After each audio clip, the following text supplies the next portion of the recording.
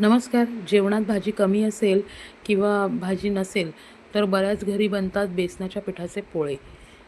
तर तुम्ही जर का त्यामध्ये कुळथाचं पीठ ॲड केलंत ना, तर पोळे अजून खुसखुशीत लागतात बरं का. करायचं काय आहे, तेच साहित्य सगळं आणि मी घेतलं आहे 2 चमचे कुळथाचं पीठ आणि 1 चमचा बेसनाचं पीठ. बेसनाचं पीठ यासाठी कारण की कुळथाच्या पिठाचे नुसतेच केलेत ना, तर ते पोळे तुटतात परतताना.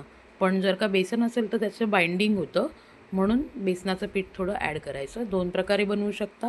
एकतर असं जाडसर पीठ कालवून तुम्ही तव्यावर थापून त्याचं म्हणजे ह्याला रत्नागिरी साईडला भजं म्हणतात, तसं करू शकता किंवा मग तुम्ही थोडं पाणी अजून ॲड करून आपण जसे पोळे काढतो, तसेही याचे पोळे तुम्ही काढू शकता. तेही छान होतात.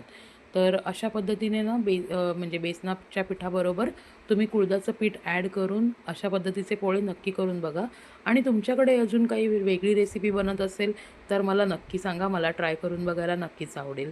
तर तुम्ही हे पोळे अशा पद्धतीने ट्राय करा आणि एन्जॉय करा. Thank you so much.